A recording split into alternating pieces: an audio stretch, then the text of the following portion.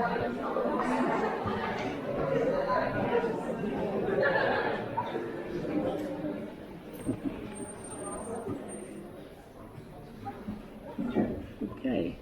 Hello, everyone. Thank you for being here. Really happy you can join us this evening. So I'd like to welcome you. Also, anyone who's joining us online, thank you for being with us this evening. We're really happy to have you here, and I think this is going to be a really incredible evening and an incredible talk. So thank you again for being here. My name's Greg Hull. I'm the Dean of the Herron School of Art and Design here at IUPUI. It's really pleased you could join us. Before we get started, I'd like to take a moment to acknowledge that we gather here on the traditional and ancestral lands of the Miami, Potawatomi, Shawnee, and Lenape, and other Native peoples, the past and present. We also acknowledge that IUPUI displaced the African American business and residential neighborhoods of Indiana Avenue and Ransom Place in the 1960s. We honor those who have cared for this place in the past, and we hope sincerely that its current use for the pursuit and sharing of knowledge and understanding, which are the goals of the university, will lead to a future that is more equitable and just. Before we begin this evening, I want to thank you and all the patrons and friends of Herron. I'd also like to share that complimentary parking this evening is made possible by the great frame-up of Indianapolis and Carmel. If you're parked in the parking garage, you can get parking validation codes from the gallery team. And now it is my sincere pleasure to introduce my friend and colleague, Herron's gallery director and curator, Paula Katz.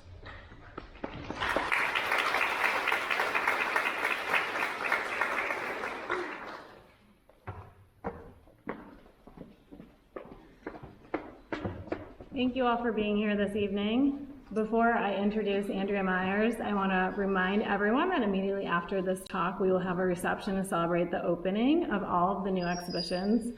In case you didn't see that getting set up in the hallway, there's your reminder. And we have Andrea Myers' Materialize in the Berkshire Reese and Paul Galleries, Queer Icons in the Marsh, and in the Basile Gallery, a select group of films from the 2003 anthology of the Moving Image. I also want to remind everyone that next week is Fall Career Week. Please make it a point to check out the calendar of speakers and programs that will take place throughout the week. There's some really great programs lined up, and that includes A Squared Industries creating an art scene with Annie and Andy Skinner and Jordan Munson that will take place next Wednesday here at 5:30 p.m. I also want to thank Gallery Manager Elias Garza Garcia for all the work he has done to support the 3 openings this evening, as well as Andrea Myers' exhibition and visit. Queer Icons in the Marsh Gallery is also Elias's first curatorial project, and if you have a chance, please congratulate him on this. Lastly, I want to thank Sven, Andrea's awesome husband, who was a big part of the installation process of Materialize, and we are grateful for all that he did. That brings me to the reason we are here tonight. I'm delighted to introduce Andrea Myers. And before I give you some of her bio and career highlights, I just want to express my gratitude for all the work Andrea has done to make this show possible. This exhibition came together very quickly and would not have been possible without Andrea's diligence and willingness to share such a large body of work with Herron, including a new large-scale installation, Pixilated. So with that, Andrea Myers explores the space between 2 and 3D dimensionality, hybridizing painting, sculpture, and fiber arts. She received her BFA in print media in 2002 and her MFA in fiber and material studies in 2006 from both the School of the Art Institute. Her work has been exhibited nationally and internationally, including the Museum of Fine Arts Houston, Hyde Park Art Center, Toledo Museum of Art, Art Prize, and Art Miami.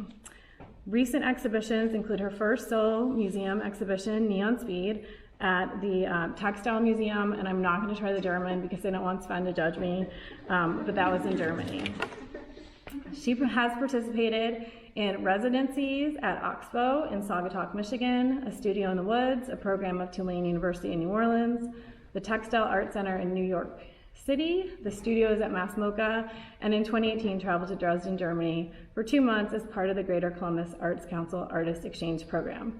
In 2011, Myers was an Ephraimson Contemporary Artist Fellowship recipient. She has works in the collections of the Columbus Metropolitan Library, Boston Children's Hospital, Chase Bank, Capital One, and Facebook corporate offices in Chicago. Andrea lives and works in Columbus, Ohio. Please join me in welcoming her.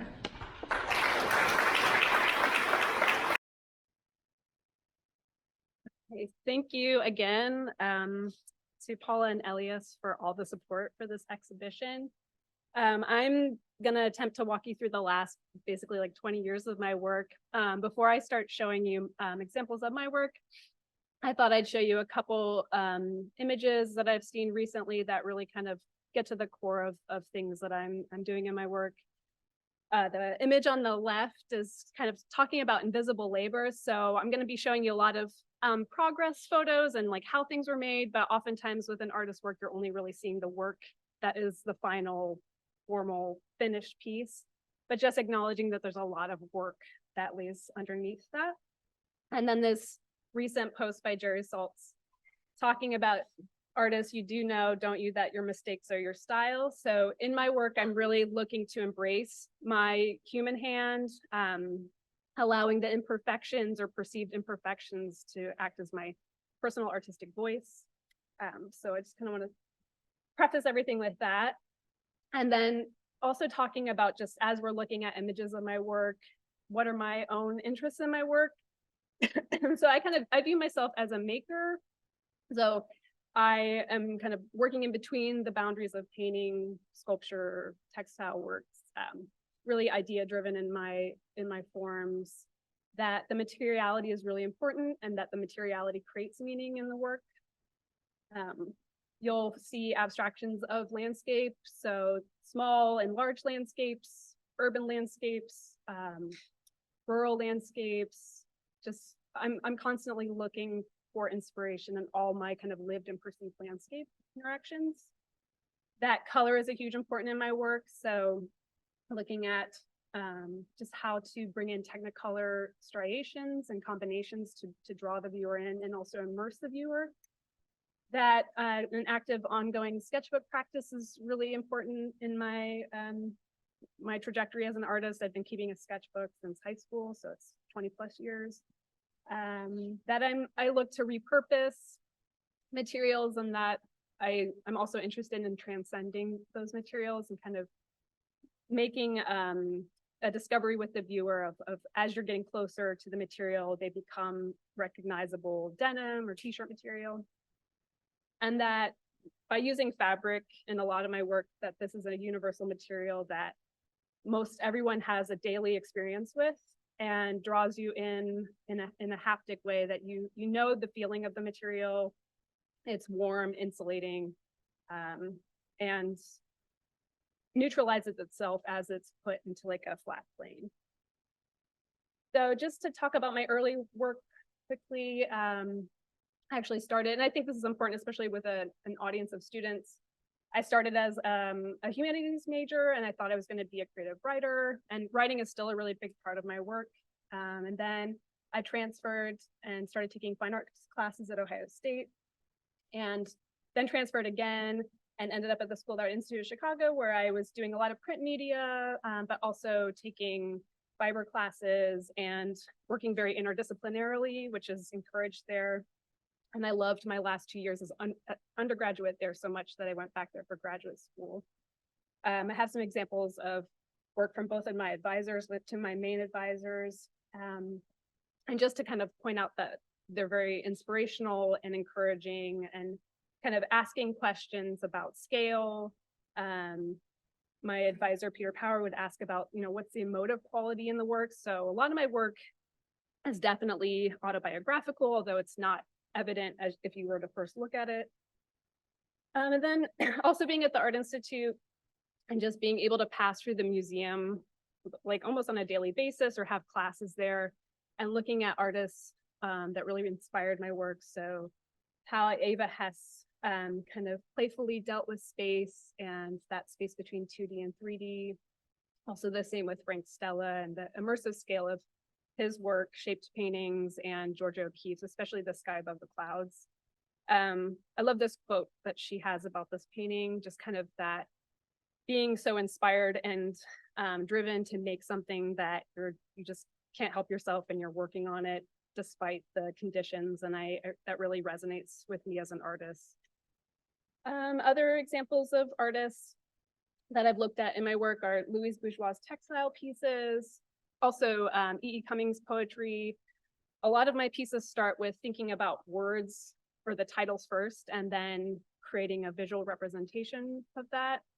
And also Polly Applebaum's installations and that idea of taking up space, even though it's on a flat plane, but kind of how the viewer navigates that flat plane with accumulation.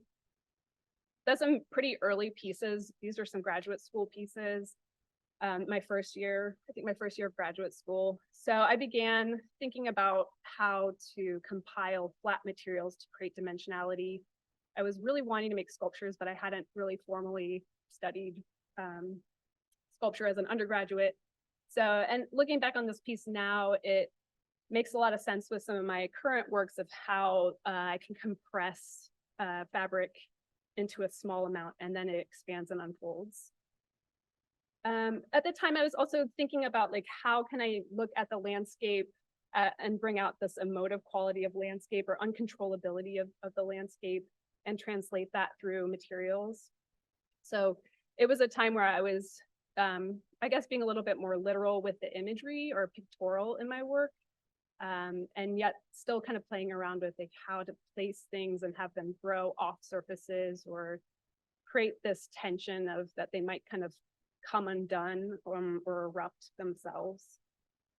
So that was kind of like my first year of graduate school, and I felt like I was kind of pigeonholing myself and getting to a place where it just wasn't pushing me far enough. And so I decided to kind of empty that all out my second year of graduate school and really just kind of go back to the basics of formalism and materials. So I started this series where I called it the duplicate series. So I would make a collage out of fabric very quickly and then replicate it, try to replicate it as exactly as I could out of painted wood. And then I painted the floor in my studio white, so it served as kind of this painting space, so that also thinking about like making dimensional objects and then taking a photograph of them, so then they flatten back down, and that kind of like playing around with that space also. And I feel like through these exercises, I was really starting to build my own vocabulary of how to work with formalism and materials and color and not feel so reliant on a source material. And also just kind of be playful and think about cause and effect when it just comes to materials and collage. And I think through doing those, then I was able to build back up references of landscape without it being so specific and on my own terms, or allowing myself to use my imagination and imagine that there's this kind of crevice that has developed in the studio. Or then, like I said earlier, using a word or an idea concept of land, such as isthmus, which connects two bodies of land. And then how would I kind of just like, creating questions and problems for me to solve in my studio, like how would I create that? And then again, like, because I didn't really study sculptural techniques, but I was in the fiber department, utilizing accumulation of flat materials to create dimensionality and form. So after graduate school, I was trying to figure out what I was going to do with myself. So I saw that there was a teaching one-year appointment and visiting artist at Central Michigan University. And what really appealed to me is that I was able to go basically live in the woods for a year and teach 2 classes. And then I had an exhibition there. And coming from Chicago, that really impacted kind of the pace of my work and just pulling observations from the natural world. I had started these at the end of graduate school, and there's some examples in the gallery, and I still continue to make these. But these are based in observations from nature, but also based in observations from taking the train in Chicago and noticing the billboards kind of building up on the train stops, and then they would be painted over, and then these kind of chipping away fissures would occur. So you see all the layers of paint. And I found those really compelling as these kind of small microcosms in the urban landscape. This is another piece that I made during my time in Michigan. So taking that logic of layering the paper and cutting back into it, I applied it to fabric and painting fabric and layering it that way. And then this is kind of one of the first times that very often in my practice, I try not to throw things away. So I made a series of sculptures that were based and created from the cutaway pieces of that previous piece. So keeping all my remnants to generate new forms out of those. And then this is just to show you how I create these sculptures. So I'll use like a foam armature on the inside and then slowly layer painted fabric so that it is emulating natural occurring phenomenon and landscape striations. So then after my time in Michigan, I was still seeking out different programs and ways to, again, go to a residency and change kind of my perception of my environment. So I found a residency in the woods in New Orleans, and the call was called Changing Landscapes, and it was post-Katrina.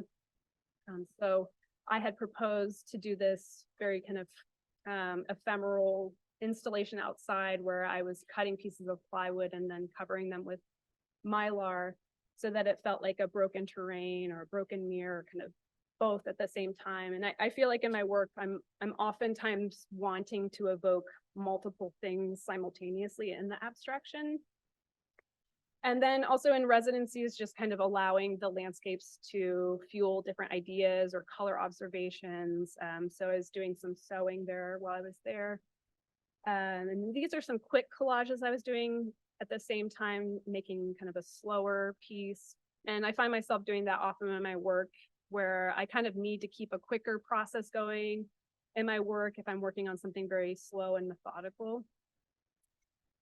And then this was a piece that kind of came out of those smaller collages, where this is probably a piece that I've only done this maybe this time where I've worked on a piece for like on and off for 2 years.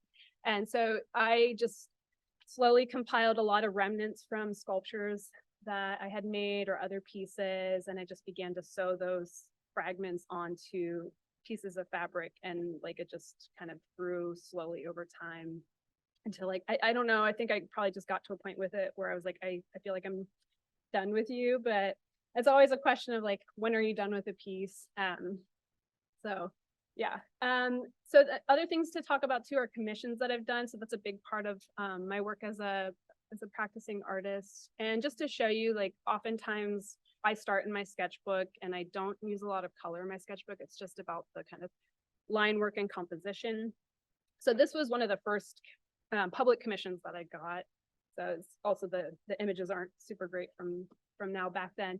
But this was a tricky one of just, it was a bamboo wall and I wasn't allowed to, or I couldn't drill into it. So I had to figure out a hanging mechanism to insert in between the panels of the wood. But also the first time that I was kind of asked to kind of amplify the scale of my work, which I think is like continued to like get bigger and bigger as I've worked. I also have a body of work that is based around sculptural forms. So this piece from 2009, just also wanting to think about the idea of kind of a facade or objects found in a gallery setting, such as a pedestal, and imagining bringing them to life, or like what was kind of like the internal structure or life, something unexpected, that contrast between the kind of neutral hard encasement and this soft, almost like innards. And so I think this body of work, still working abstractly, kind of adjacent to landscape work, but also allowing myself to think about kind of like body surrogates or a stand-in for myself, or this, again, back to cause and effect that I was doing those earlier exercises in graduate school. And also allowing the material to take on its gravity and flexibility, its personality, to be a soft form and have like a posture and be kind of a personification.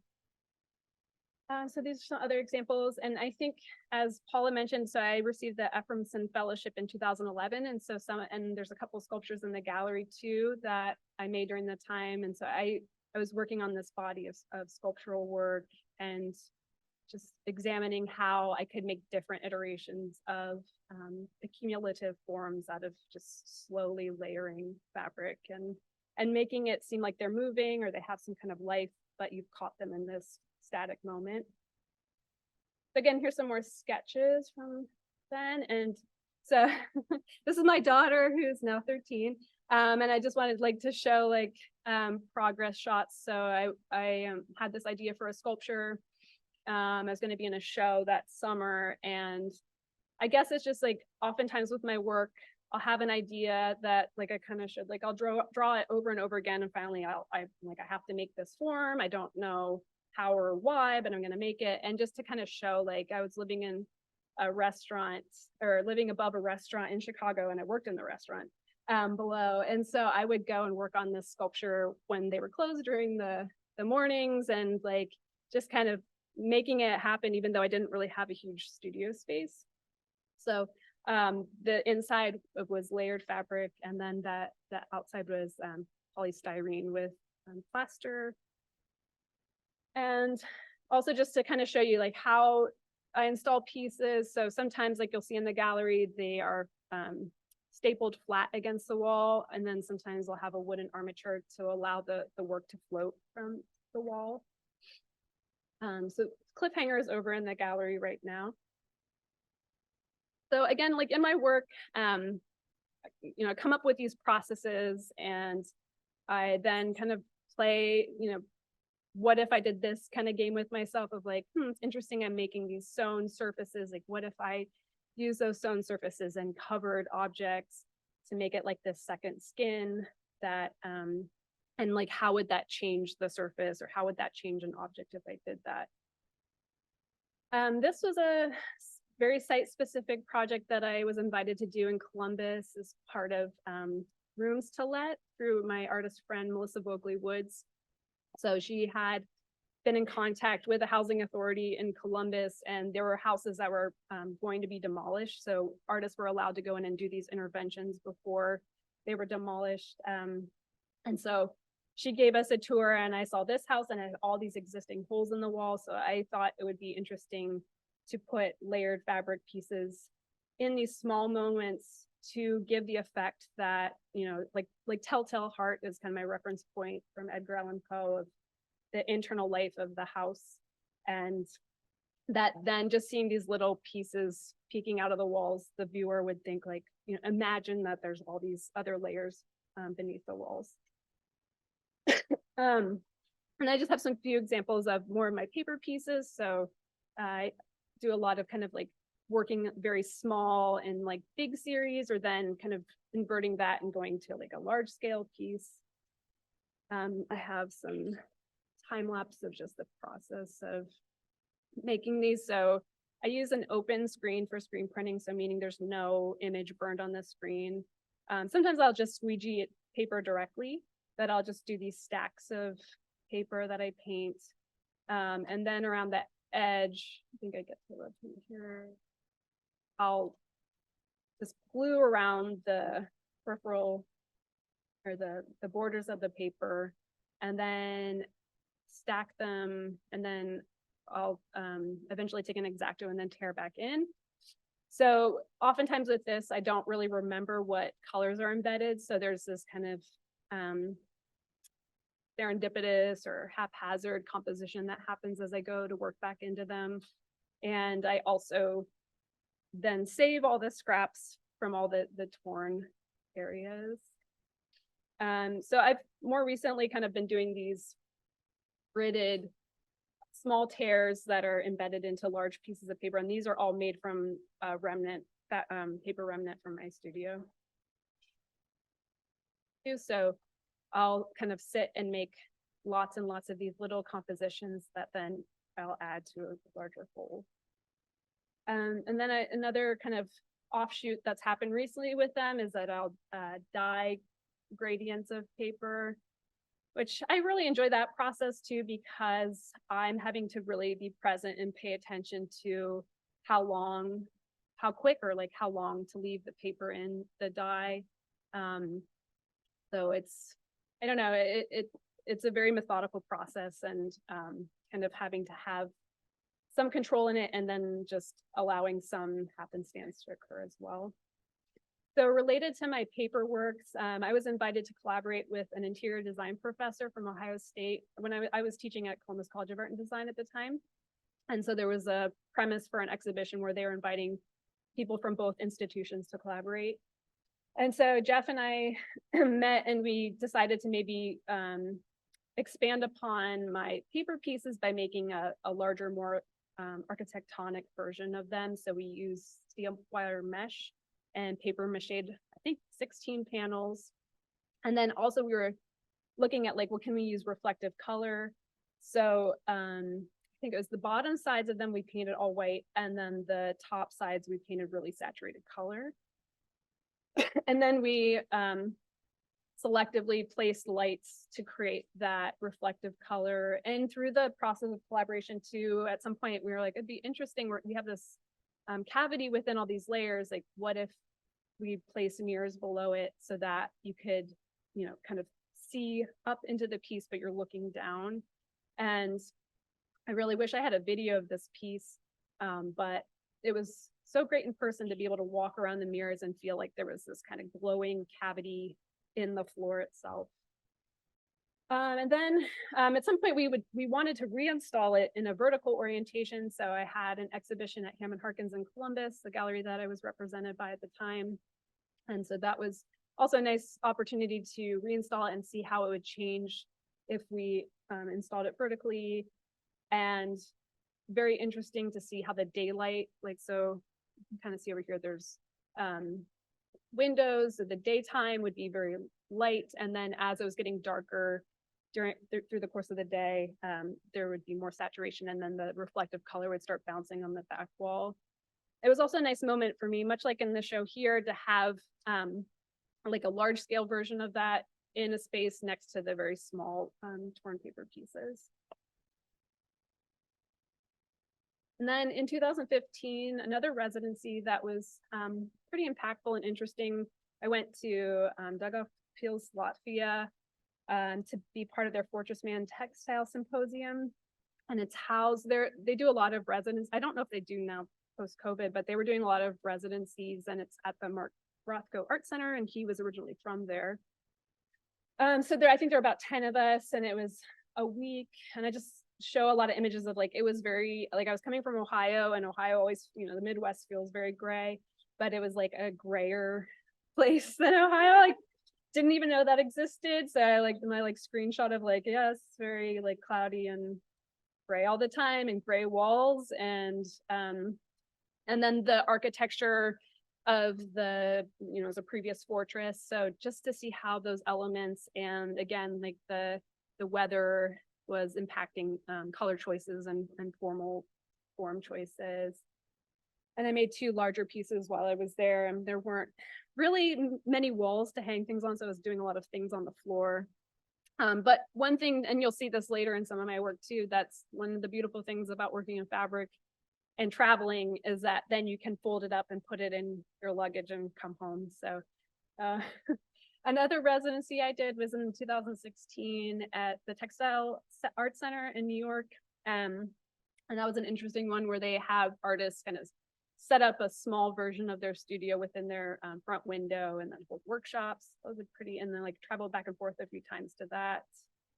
And then studios at Mass MoCA, that was, you know, a lot of these residencies I do are short because I'm a mom, and it's still challenging, but it's somewhat easier to leave for a week versus like months at a time.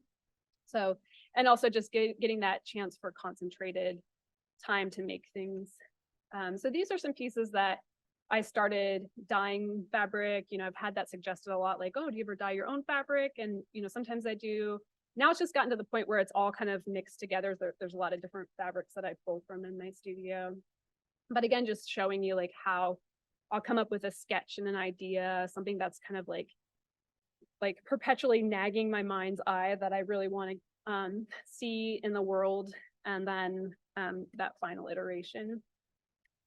I think I have a couple examples of public commissions I've done. Here's Sven helping me, and he does a lot of help with installing and photographing and everything in my work. But this is us installing at the main branch of the Dayton Library in Ohio. And their prompt was they partnered with the Dayton Art Institute collection, and so they gave us a few artworks to choose from, and this was inspired by Monet, their Monet's water lilies that they have in their collection. And I think it's just, you know, helpful to show you like how the process of installing. So coming up with this idea of doing these trace paper templates and putting those up before like installing the final one. So, you know, ultimately within this install, we spent a lot of time like kind of repositioning the paper templates so that we're not making like tons of holes in the wall. This was a sculpture that I had the idea for, and then there's a program in Akron called the Curated Storefront, where they were taking abandoned storefronts and putting art installations in. So again, oftentimes like I'll have these ideas, especially for sculptures, like sculptures just logistically are hard to store. So if I can get an opportunity that's funded, that I can make a big weird sculpture, that's really exciting for me, so I can kind of see that happen. But just also just pointing out, like, you know, I'm working in our garage. Like, I think these were some kind of music stands, right? So, and just kind of like the accessible materials of making an armature, like bricks and paper mache and chicken wire, and then kind of covering that up with plaster and painted fabric. And then here's the installed version of that. So I think Paula mentioned that I went and did a residency in Dresden, Germany for 2 months. And right before I went there, I had the curator for Facebook contact me saying like, oh, we'd love for you to do an installation for our Chicago office. And we need it, you know, in a few months. And so this was the main project that I ended up working on in Dresden. Although again, like through my residencies, I'm really inspired by seeing a different landscape and different kind of color influences or patterning, or just taking walks and taking a lot of photos of things that I find interesting, and they can be like very small or very large. So when I was working there, I would kind of start every day by doing these kind of smaller scale drawings, and then start working on the portions for the installation. And like I said earlier, you know, working in fabric, especially internationally, and there's this random cat that just decided to walk through the studio one day. It was a storefront studio in this very like great walkable part of the city. So yeah, so like working in components and units to create a larger immersive whole. So oftentimes I'm working with an idea of how the final composition will be, but I don't know exactly until I'm installing on site. And then the process is just kind of generally like a big haphazard pile of cut fabric that I'm composing as I'm going and sewing, and then just like additively adding to the composition. So so Sven and I were in Dresden for the first month, and then my dad brought Belle, my daughter, over and for the last month of the residency, and she was 8 at the time. So it was like trying to figure out like how to entertain an 8-year-old while we're also still trying to work. And so one day we had her kind of go around and do like observational paintings. Like this was a favorite of ours that at my open studio, someone ended up buying. And Belle was selling them during my open studio, so she ended up selling that one to a woman, and so she was very extroverted. So you know, it's like just kind of showing the like life behind a residency where you were like bringing a kid, and we're going to the circus and going to the zoo and carnivals and having cotton candy. And we also got connected with the Textile and Rensport Museum in Hohenstein-Ernsthal. That's the museum that lent the denim wall that's in the exhibition here. And this is the curator, Frau Palm, Marina Palm. And it still has a functional historic area in the museum where they have jacquard looms and sewing machines. And it also houses, so their big industries in the area are textiles and then also motorsport, kind of like, this connection to Indianapolis in that way. But the museum has both in its collections, kind of interesting. So then this is coming back after the residency and going right into the install at Facebook. And again, like kind of working on site, like I had an idea for the composition and I just need time often to get it in the place that I want it. And they really wanted it to kind of wrap around the space and move around columns. And I think this opportunity really helped influence some of my more current installations and immersive scale pieces. These were pieces that I did shortly after Dresden, kind of going into this rectangular format and painted fabric. I feel like this diptych kind of ties back to my work in graduate school, where I was playing with the positive and negative space of creating a whole square textile and then cutting out the circle from the middle and then replacing it with another form. This piece is in the show across the hall. And again, like just kind of showing the drawings that I'll do and then kind of how that ends up in the final form. This was turned into a photo mural as well. So just allowing just kind of the flexibility of my practice to kind of be translated into different materials and iterations. This is a larger scale installation that I did at the Columbus Museum of Art. Since I was a Dresden resident, they also invited you the year after to do some, like have a piece in the museum. Little like time lapse of install. So again, you can kind of see like the blue tape is giving me a sense of where the composition will be, but oftentimes it's very intuitive and gestural on the site. So I'll do a lot of work of like placing pieces with tacks and then stapling it down to make it a kind of like a flat skin that starts to read almost like a fabric mural. And just, yeah, showing the process of that. And then at the time that I'd been in Dresden, I was also teaching at Kent State Stark, or Kent State's one of their regional campuses. So I had a summer research appointment to go back to Germany. I had applied for a residency in Berlin. And I was also working on pieces there. I was going to have a show in 2020 at the Textile and Rensport Museum. So it was nice to be back working in Germany for a month. And I feel like the inspirations I was more focused on during that residency were looking at the female Bauhaus textile artists, and also just on our daily walks, looking at the patterns and graffiti that we were perceiving around Berlin. So I kind of feel like these two large pieces are derived from seeing the graffiti on the sides of buildings and that kind of movement on surfaces. So for my solo show at Textile and Rensport Museum, the curator was sending me, this is kind of this image, sending me utilitarian textiles made in the region. So a lot of fluorescent vinyls for firefighter uniforms. And then also sending me the weavings from the jacquard loom. So I was taking those and compiling them with fabrics that I had.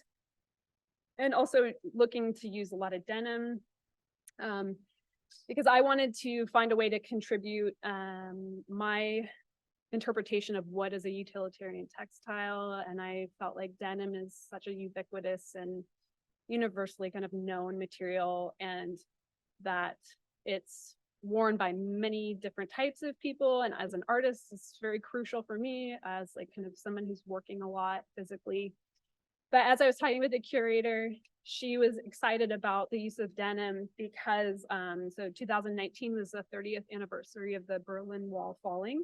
And she was talking to me and showing me images of youth protesters sitting on the wall wearing like kind of Western brand denim as a symbol of kind of this, the pushback and the revolution that was occurring. So it was really serendipitous, and it felt really good how that kind of the material came together for that installation. So I worked on site there, and Sven came with me as well, and we worked for a week installing this large wall, and I was making other pieces for the show. We're just kind of like on the heels of COVID becoming just the thing that it was, and so we weren't totally impacted yet, but it was going that direction. And so I was supposed to come back. I came back and supposed to go to Dallas in March of 2020, which we did, to install a show at the University of Dallas. So this is a piece that I had started kind of simultaneously to the work I was doing for the museum in Germany. And this is before we had a studio built outside of our house, and I used to work in a bedroom in our house. So just to kind of, again, show you like the scrappiness of being an artist and adaptability. Like sometimes you work in a restaurant courtyard making a sculpture, and sometimes you work in a bedroom and you want to make an 8 by 22 foot piece for this big exhibition space. And so you just like start wrapping it around the whole room. And then what I did with this piece is I had 2 large portions that needed to be sewn together. So I built it in 2 sections, and then I basically sat on it and started sewing it together. And so if you look closely, you can see in the middle, there's hand stitching in this piece. So this is it installed in the gallery in Dallas. And then this was, again, like just to kind of, it's important for me to show images with people in them with my work, just to see the scale. And this was the curator's daughter at the time. But this was kind of like, had the exhibition and we flew home, and we're at the airport, and like everything is getting shut down. So those 2 shows really people didn't really get to see the work. They were shut off from the public. So it's exciting for me to have the work now at the Herron, so that more people can see it in person. But these were images from that show in Dallas. And then these pieces I made, so that installation that I did at the Columbus Museum, I took that apart, and oftentimes I'll do this, I'll repurpose things from other pieces. And so I use pieces from that one for that. So around the time of COVID and lockdown and homeschooling, then 4th grader, and I was teaching remotely or trying to figure out what we were going to do for teaching. I was doing a lot of quick collages at our kitchen table. I think, oftentimes I use my work as a catharsis and a way to process the world. And I definitely felt helpful that I had an artistic practice at that time to draw upon, to kind of rely on, to help me through this the uncertainty and the fear, and then just kind of, like see what came out and what was filtering through me at that time. And doing a lot of because we're all just at home sitting around together, like I was doing a lot more hand stitching and things on the couch or the kitchen table. And it was using a lot of the denim scraps that I had compiled from the projects that I'd done in Germany, and the big piece out of the blue for Dallas. I felt like I was also doing a lot of kind of more square formatted pieces, thinking about windows and people being inside and our relationship to the outside world. And then I guess this example is something I was doing at the same time, but just to show my process of okay, I come up with a sketch and I have this idea for a piece, and it's not always just sheer execution. There's still that allowing chance and things to change as I'm working on them, and to allow the process to lead the piece. So I had the intention for this piece to be more dimensional, and then I ended up kind of cutting it apart and putting it flat, pushing it back into that flat plane. So around that time, especially the summer of 2020, and they're much like all cities. There's a lot of political turmoil and social unrest happening in Columbus, and protests. And I had all these pockets left over from all the jeans that were donated to the museum in Germany for my projects. And this is the side of Hammond Harkins galleries in Columbus, and I had that photo mural there.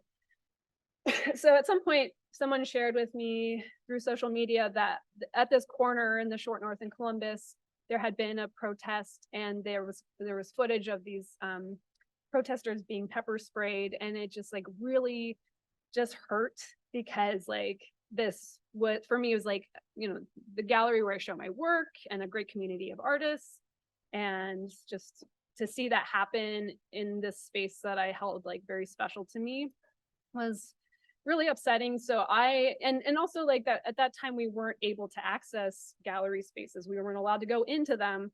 So kind of all those things were percolating, and I came up with this idea of like, well, I can make an outdoor installation of all the pockets that people can interact with, and I'll invite people to leave drawings or small objects or writings in the pockets to like bring art back and reclaim that space, or, you know, attempt to do that in the way that I could as an individual. So we installed it like in the fall of 2020. So it was right before the election. There was a lot of, you know, a lot of different energies happening around that time, to say the least. So this was kind of the interactive invitation. And so there were a lot of and also like I wanted it to be non-hierarchical, like, and I think that relates to how I collect fabrics. Like they're all kind of in the same like level of importance. So I had things, you know, kind of more like things picked up off the street, put in the pockets, but then people took time to make small pieces of art, and that they were all existing in the same kind of resonance was important to me. And I think through that piece, it helped drive this idea for a commission I did for the Columbus Library in 2021, where I asked library patrons to donate textiles and garments so that I could use them to create a large scale textile collage. So again, like trying to figure out, like this was another piece where I think I have it in the last slide, like I was still working out of the bedroom studio and had to figure out a way to make a 9 by 26 foot piece and not having a wall that large. And so I also, as I was composing it, I asked CCAD if I could come use their floor and their lobby space of their gallery, which I had forgotten had this really, you know, this really great grid on the ground. So like, I just needed a chance. I'd been working on it, but I hadn't had the chance to kind of step back and see it in its entirety. So using a ladder, I laid it on the floor so I could get kind of that aerial view and see it. Here's another, this is probably, I was playing this earlier and showing it back to Sven. It's probably one of the like scariest and maybe non-safe installations we've done, where we used 2 lifts to kind of slowly bring it up, and then there's a cleat at the top, so it's like 22 feet up, probably as high as the ceiling in the gallery, and then kind of getting it up there, and then I wanted to get down there from there as quick as possible. It's like having a panic attack, but and then here is installed. And then the opening at the library.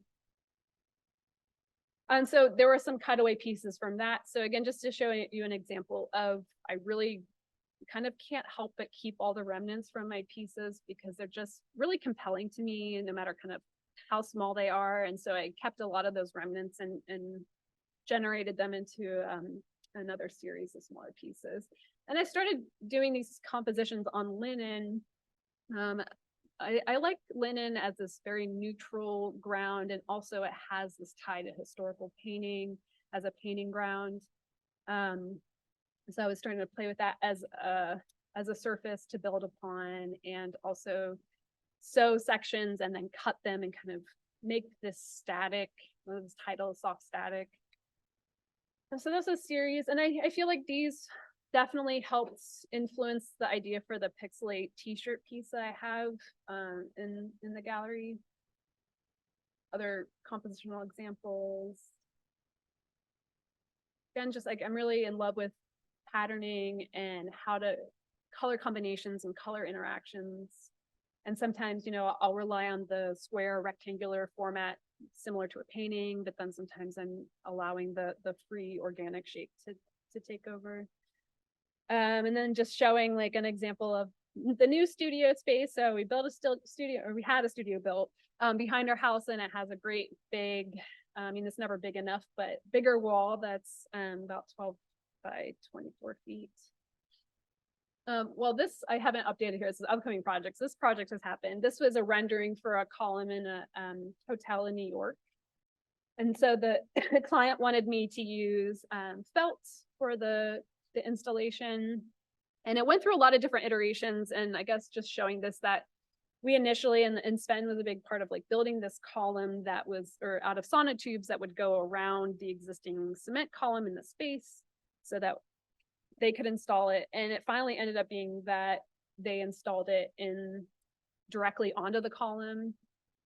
So sometimes with projects, you'll go through a lot of different trial and error and building things that maybe don't even become part of the final thing, and kind of just having to be flexible and pivot is like a lot of what I've experienced being an artist. Oh, sorry. So so I was also just very careful in like labeling and mapping out for them. I didn't end up installing it. So also like sometimes it's been, I feel like as I've gotten more confident in other people installing my work, but sometimes it's hard to like relinquish that control to someone else. But just making sure that I'm mapping out things for the installation so that if someone else has to install it, then they'll understand how to do it. The rainbow bending is in the exhibition, and it's comprised of all the pieces from that Facebook commission. So in 2022, they contacted me and they were changing offices. And initially they said, oh, you can come reinstall it. And then they decided, no, actually, we're just gonna give it back to you. So we're decommissioning it and you can just have it back. So, I mean, they had paid me for the commission, so I was getting the pieces back. So like I said, oftentimes in my work, I'll take pieces and recompose them, or they'll grow into different iterations. And so this is an example of that. And then I also used a lot of the scraps from putting that piece together to make this composition, this linear, and been doing this more often where I'm just kind of methodically sewing across the horizontal surface. So these are pieces that are comprised of a lot of leftover neutral remnants from other pieces that I just amassed all these different neutral palettes, and so I decided to create this triptych out of them. And this was a commission from this past spring for an office building in Chicago. And just to show you the process, so like, again, like it can get so expansive, it's 8 by 24 feet, and I constructed it in sections, and then this is what it ended up being to transport. And then also showing like it's just filling up the studio wall, and that Sven's like having to kind of open the doors to take that photo. Here are the time lapse of the install.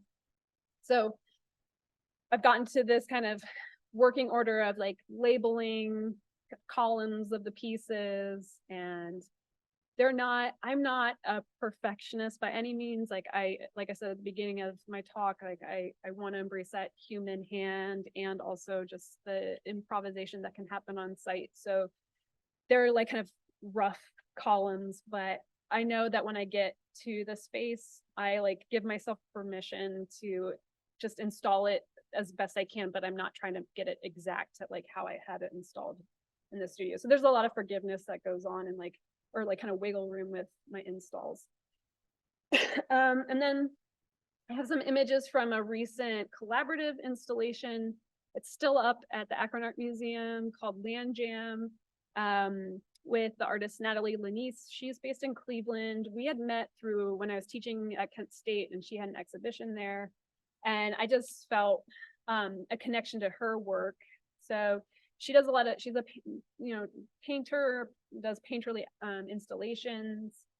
And so we had applied for a public art commission jointly, and we didn't get it, but we still were like, we really want to work together. So we had reached out to the Akron Art Museum. We had both worked with them before, just to see like, hey, if you want us, we could do a collaborative installation. And it turned out we were able to do that. And it was about a year or two in the communication and making of the project. But our inspiration for the project was to go look at natural formations, and especially the ledges in Cuyahoga Valley National Park, which is near Akron. And so the collaboration was Natalie would, and it's a little tricky because she lives in Cleveland, I live in Columbus. So she would paint these patchwork color fields on canvas and muslin, and then give them to me, and I would create these soft sculptures. We did some small scale soft sculptures, and then we did these large scale forms, which I'm just showing you kind of like, again, working in the garage, like working in all areas of our house to get projects done, but building wooden armatures, and then using newspaper and this quilt batting, and then going over top of that. And so having to stitch the painted surfaces onto the forms by hand. So here's like doing a lot of hand stitching, and I kind of got burnt out on that. But it's interesting, after doing that project, it's kind of come back into like my recent pieces. So that's one thing I've enjoyed about collaborations I've done, is just to kind of see the resulting reactions in my work after I've done a project with someone. And so we worked, I think it was about a couple weeks on site doing murals. This is kind of like a little like walkthrough of just the ambient noise of like constant music playing to kind of keep us going. And then we had some previous students of ours come and help paint the murals. So it's a pretty large scale project in kind of a short duration of time to make it. And so these are so we took the kind of wooden large scale forms up, and then on site I was kind of stuffing them and covering them and hand stitching to create these abstractions of land formations. And then Natalie would also kind of add in these shadow painted forms. We had this carpet, so it was very kind of like cozy and immersive and playful. And the site is adjacent to their kind of learning center, so there's been a lot of like kid activity, and there's maybe a little rough kid activity in that space. But and then I'll end with upcoming projects. So again, like just kind of pushing at the boundaries of how to take my studio work, and what if I do, like, how would it translate to public art? And this was an opportunity put out by the Short North Art Alliance in Columbus, where they were commissioning artists to do artwork based on utility poles. So I feel like the idea came together pretty quickly, but there's just been a lot of slow bureaucracy with like getting on their end, getting permits. And then we've been doing some digital prints on aluminum and vinyl that'll be installed. So there's going to be a series of 4. So those get installed at the end of October this year. And then this is a collaborative project between me and Sven, where we're doing these abstractions of the Willamette River for a housing community in Oregon. And they're made out of 2 by 2 inch wood pieces that a lot of it's repurposed from some of my past student projects that I'd have students do like these wood formations, and then they would want to throw them away. I'm like, well, I can keep the wood. Like, I'm always like trying to not have things get thrown away. So so allowing this reflective color to come through on the sides of the pieces, but each one of these blocks needed to be sanded by hand, and we didn't really realize like how many we actually need. So that was there's a lot of labor, and then the panels, they're in sections about 4 feet, and they're pretty heavy, and also spent a lot of time like sanding the edges so that there's that smooth curvature. So I guess one thing I've learned, or I keep learning, there's always learning curves, and that it's really fun to like pitch an idea, and then the labor and the time that you invest in something is sometimes you can't predict how much it's going to take. And then I just have some images of the Pixilate installation. So I think it all kind of started through connections with t-shirt quilters who reached out to me through social media. I wasn't even aware of t-shirt quilts, but I guess it's a popular thing where you can have like all your sentimental t-shirts turned into a quilt, but then the quilt makers have all these leftover remnants of the backside of the t-shirts or the sleeves, and ultimately they do throw them out. So I've been able to go and collect like bags and bags of t-shirts and materials from t-shirt quilters. And so really I did not buy any, well, that's not true. I bought a few extra neon yellow because I love neon t-shirts for the installation, but really most all of it was repurposed and donated.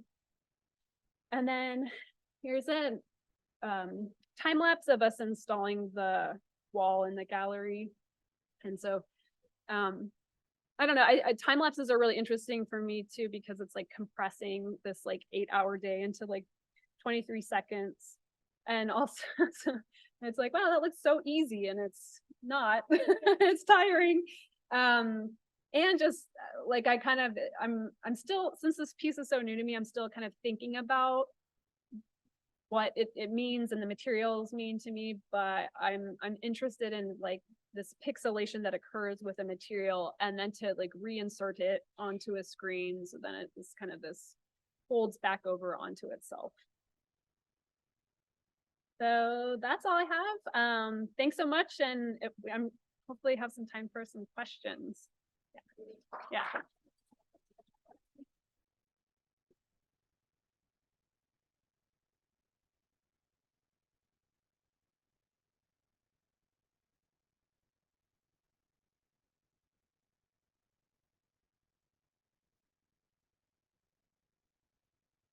Hi, thank you. That was a great view into your creative process.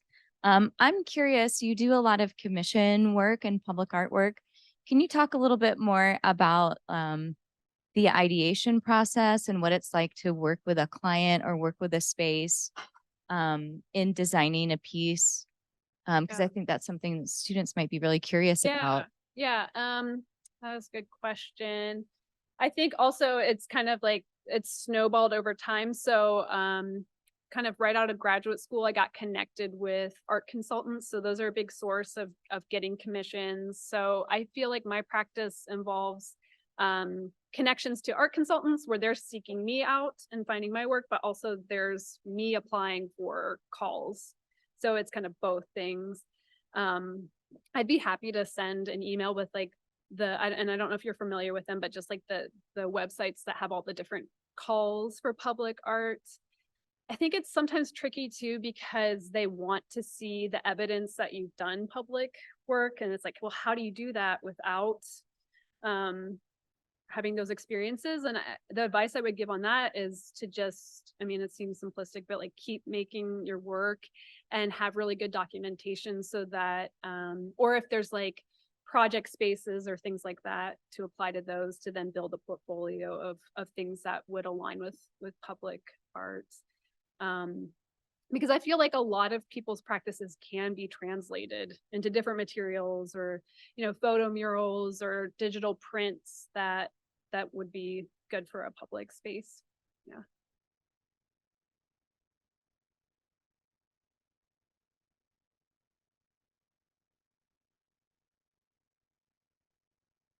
Hi, thanks for coming. That was a great overview of your work. My question is, because you use so much fabric, yards in Europe, miles of fabric probably. Probably. Do you have like a super supply line, or are you able to repurpose a lot of the fabric, or is it a little bit of both? Yeah, I think it's all of those things. It's a mix of like, I don't really, I know some people have problems with buying too much fabric. I don't feel like I have that. And I also didn't mention that I grew up with a mom who sewed and still sews, and she made quilts. So I was around the materiality of the fabric store, but I wasn't really interested in like making functional garments, but just the formal qualities of visiting a fabric store as a little kid were really exciting to me.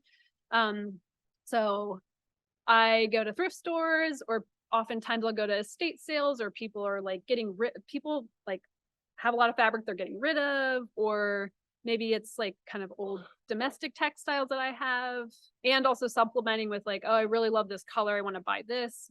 So then they all like kind of exist in bins in my studio, where it's kind of piles. Lots of piles. Yeah.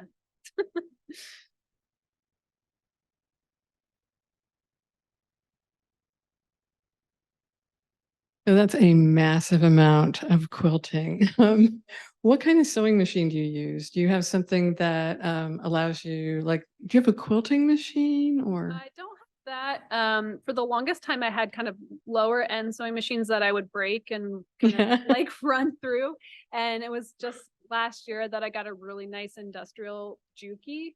Oh, and nice. It's like, I don't know what took me so long to get that machine, but I think I enjoy the simplicity of like kind of a standard size sewing machine. And I didn't really talk about it too much, but I'm not a very like digital leaning person. Like I'm tactile, analog, kind of just hand based person.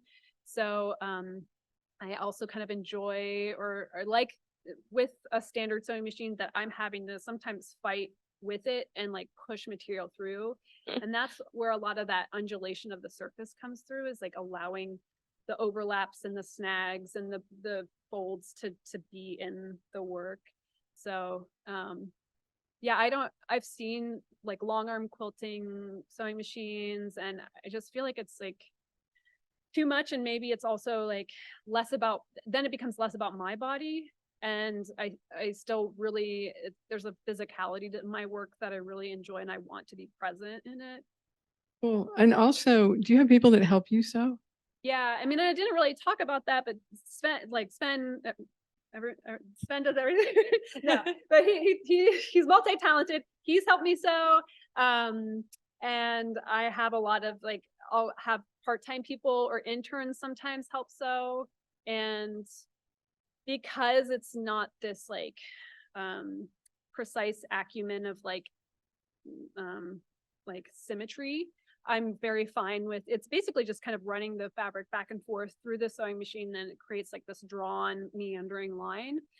So oftentimes I enjoy having multiple people sew on a large scale piece, because then I can sew back over top of it, and it's adding these different lines that maybe I wouldn't make the line work in the same way that another person would. So yeah. So, and more as things have gotten bigger or like deadlines get tighter, that I've had people help on projects. Yep.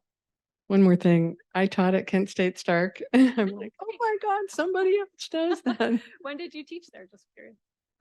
Right before I came here a year ago. Oh, cool. Okay. That's awesome. That's a small world. Yeah. I had a question over here. Hey.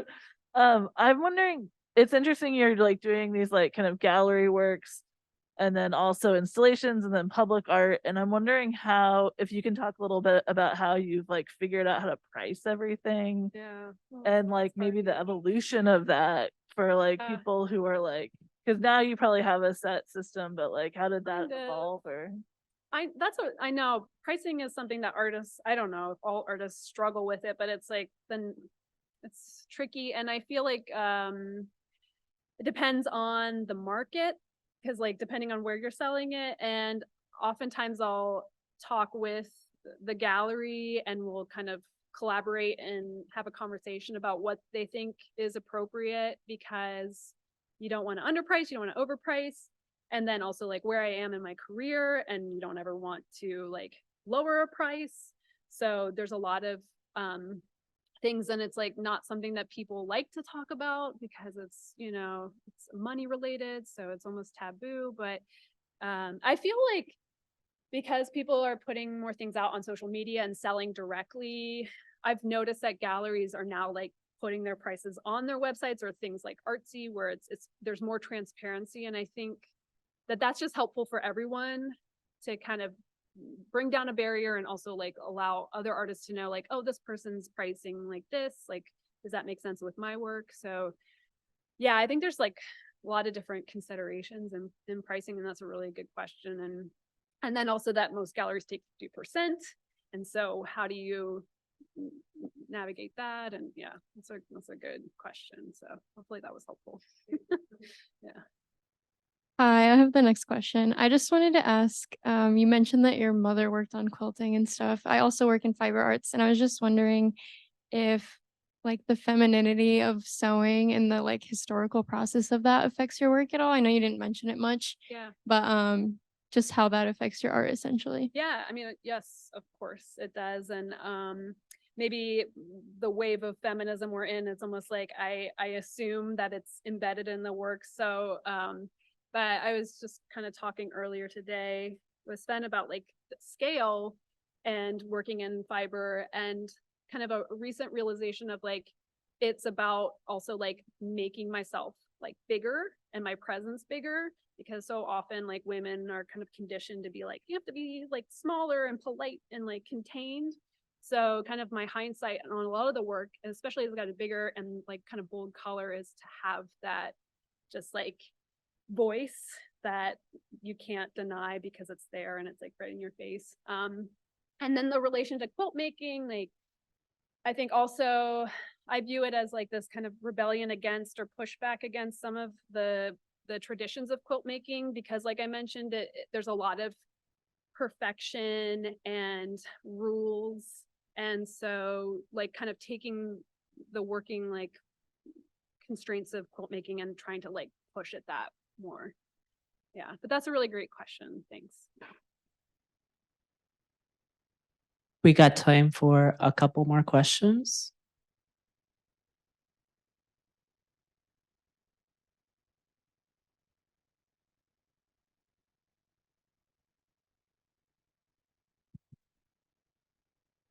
So when you had your torn paper project up, I was wondering about how like conscious you are about your remnants while you're making it. Like, are you like careful when you're cutting? Do you kind of allow yourself like freedom of not worrying about that? Yeah. Really good question. I guess, yeah, that makes me think of like, yeah, preciousness of your materials. And I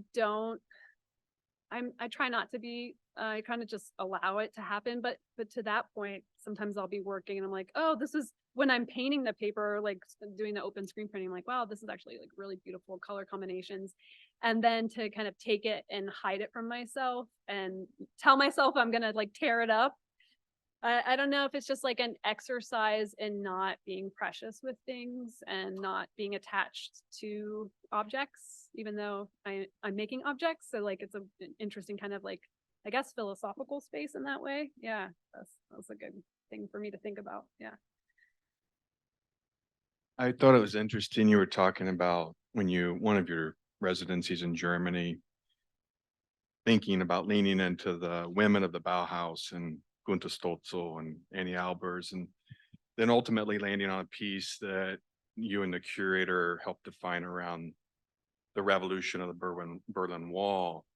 And I kind of think, and I talk to students about this, that sometimes meaning isn't kind of galvanized with work until maybe you're enlightened or you see a moment. Or how did that work for you? Were you always charging against that Berlin Wall piece? Yeah. Or did it galvanize with the curator? Yeah, I think it galvanized with the curator, and it was like that. It would, like I said, the word like serendipitous, where I had been thinking about, oh, I can use denim because of it feels very universal to me. And then for her to be really excited, like, hey, this has a resonance that you're not even aware of. And it works. It doesn't kind of conflict with the direction of the work. But to that point, yeah, I mean, so often I'm making work and I'm so in it that it's not that that the meaning doesn't matter, but it's just like, it's kind of like, I have to make this work. And then the hindsight of it doesn't unfold until maybe like months or years later. And I think that, you know, artists, we are responsible for the meaning and the content, and we also need the like freedom to work like intuitively and work from a place of yeah, instinct, I guess, too. Thanks. Very good. Well, I encourage everyone to join us in the galleries this evening. If you have more questions, we'll make sure we find time to connect. Thanks. But thank you all for being here. And Andrea, thank you so much.